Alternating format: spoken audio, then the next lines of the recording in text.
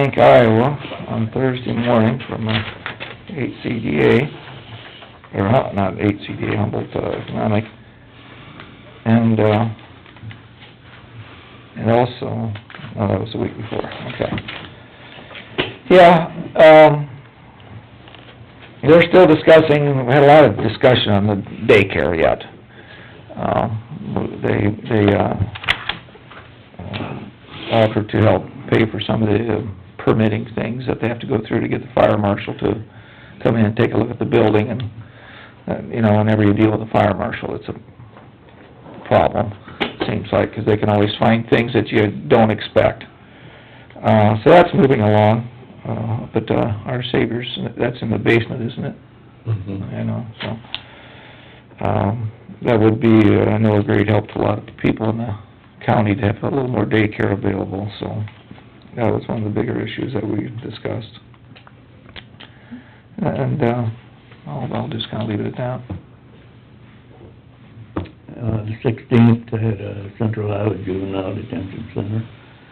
We averaged in November 38.9 kids per day, and we only got 40 beds, but that the state has licensed for us, so. In December, we averaged 27.3, and December's usually a low month, because there's much going on, but we, set a strategic plan that we are gonna work on for, this year, and see if we can get some of these things accomplished. We're going to, talk to 5 different counties about joining our facility. One of them, where they have their own detention center, is sending their kids to us because we offer so much more than they do in their county. But I'm not sure what county it was, but Tony reported on this at our meeting. I guess that was probably about all. Didn't you and Rick have an LEC meeting on the 13th? Oh, yeah, you're right. Glad you- She was there, keeping an eye on it. That's what I figured. That's good, we didn't have it the week before, yeah.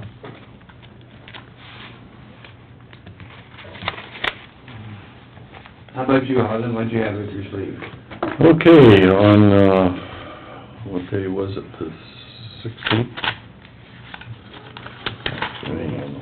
14th, I had a county, case management meeting at Altoona, and, a lot of changes there with most counties, dropping out, and,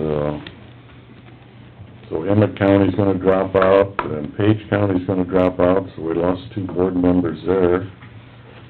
And, they had Carl Mattis down here as vice president, but we've dropped out, so their executive board with, Elaine Armstrong, Carl Mattis, and Tim Schumacher, all of them are no longer gonna be on the board, so at, our March school, they're gonna have to scramble and try to, figure out who's gonna be on this board. They have come up, I was at a meeting, I think Carl, you were down there too, and then, Brad, we took him down before he left us, and talked about what county case management to do if you're not a board member, and they came up with a service plan.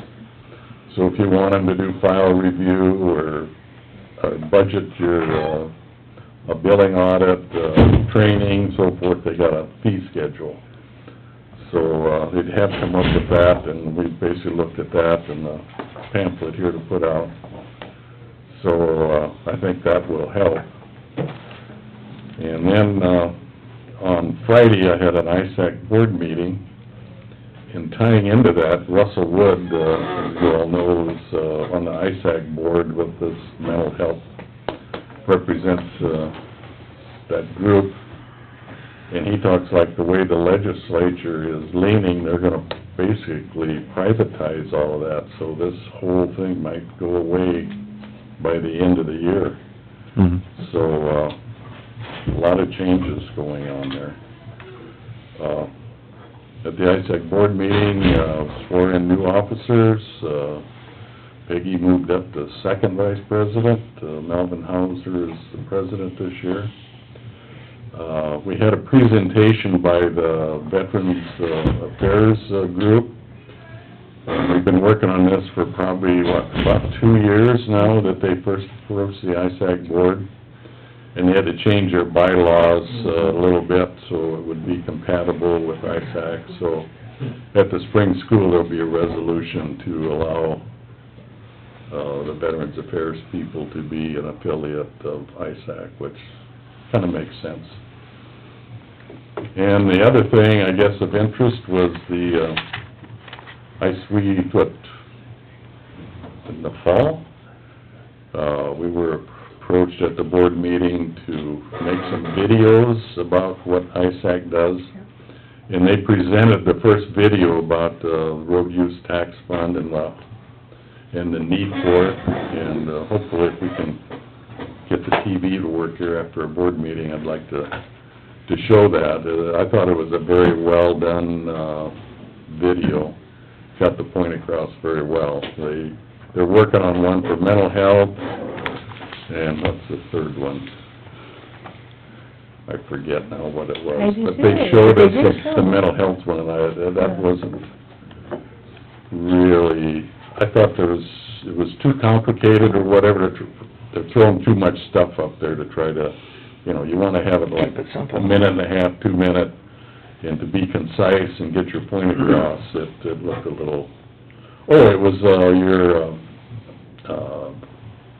multi-level, having Multi-level. apartments over a business, how that's gonna work. That one was complicated. That was complicated. Wasn't clear as it should have been. Wasn't clear, so, we had the 2 young kids there that do this, and,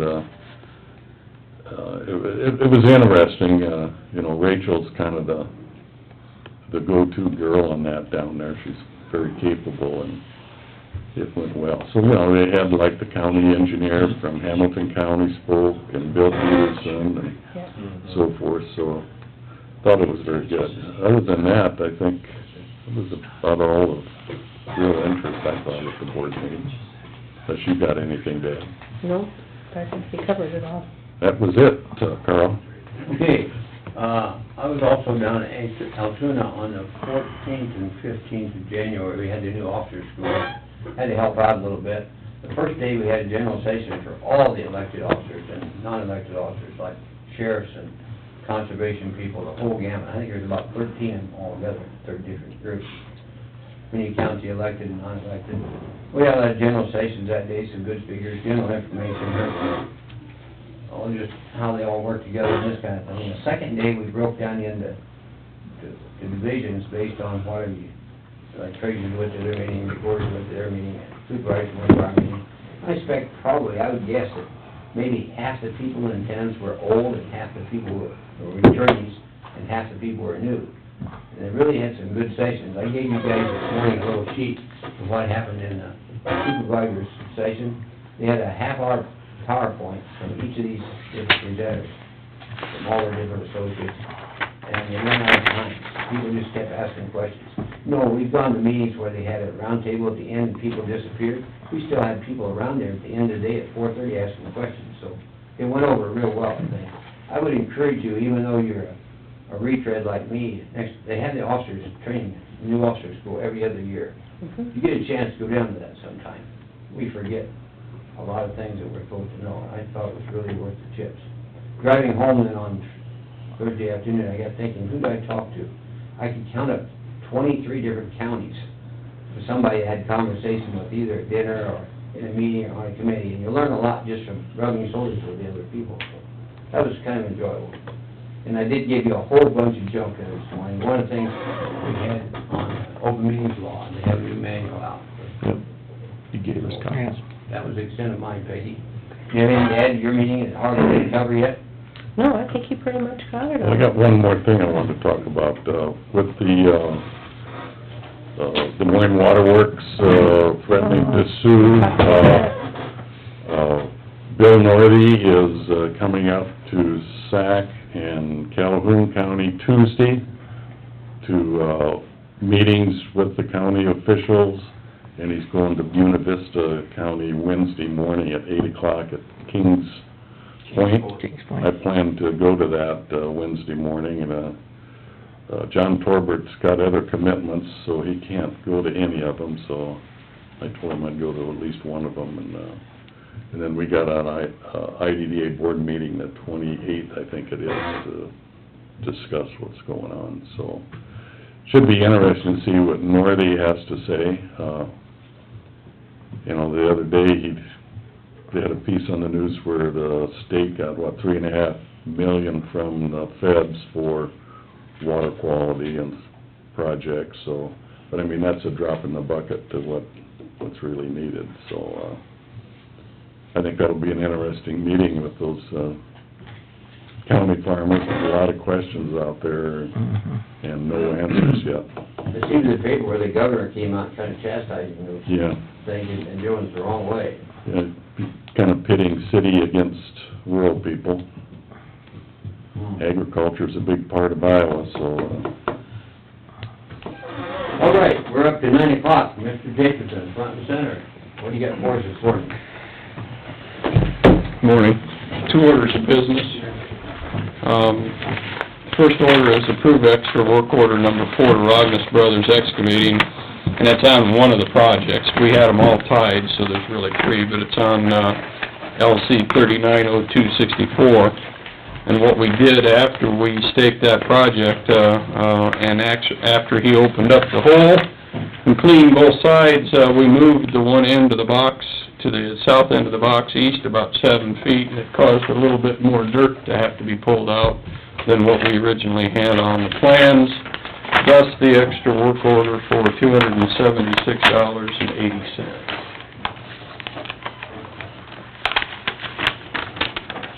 I'll move we approve the extra work order. Motion by Harlan. Do we have a second? I'll second. Approve work order number 4, as discussed by Paul. Any other discussion? Hearing none, all those in favor say aye. Aye. Opposed, nay. Motion carried.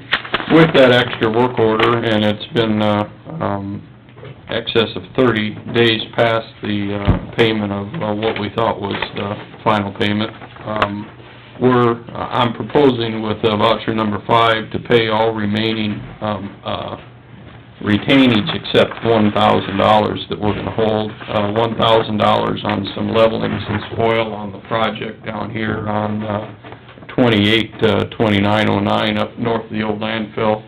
The downstream side of this, he put when he cleaned the stream out, he just piled it because it was too wet to level, and he said he was gonna come back, and he hasn't made it back. His intentions are to come in with a skid loader, track skid loader, and knock her down, and we're holding $1,000.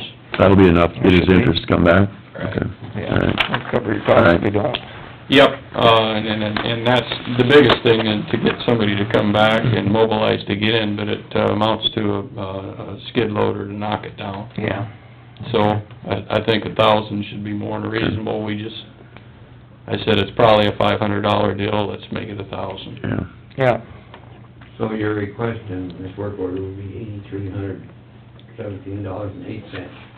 The final pay is $8,317.08. Other than the extra work order, that was just the retainage, Yeah. because we'd already paid the balance.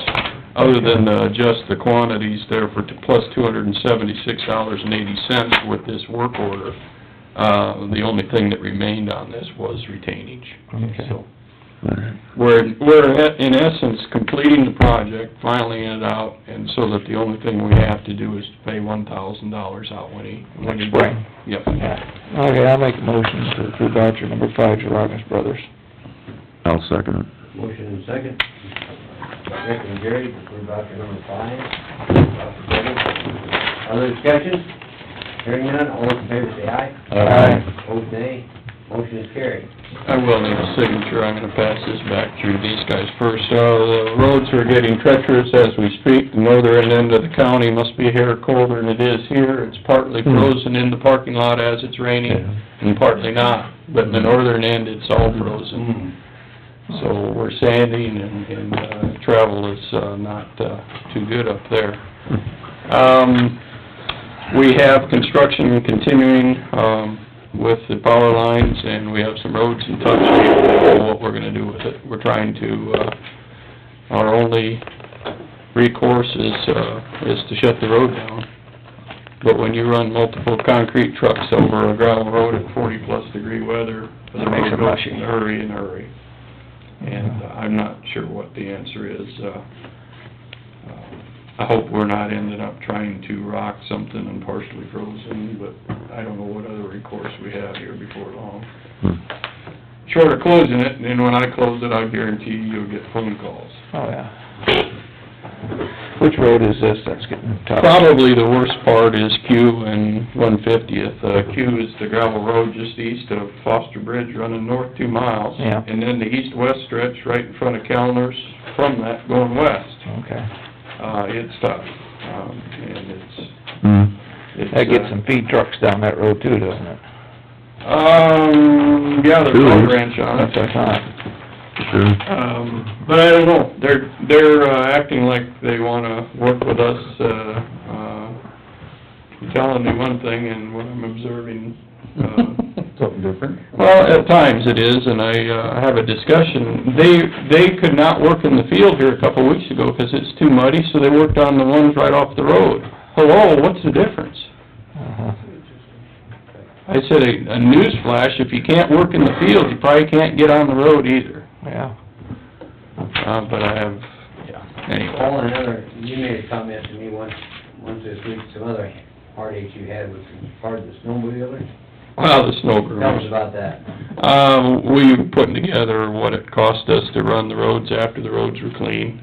Most of it's nuisance work, in some cases when we're fully done, and then when all the snow is deposited right on an intersection. Take them out, push it out back out on the road. Yep, and that makes it tough, especially on the paved roads, where everything's clean and clear except for right where you need to stop. And you're doing on weekends when you're not working Well, sometimes. I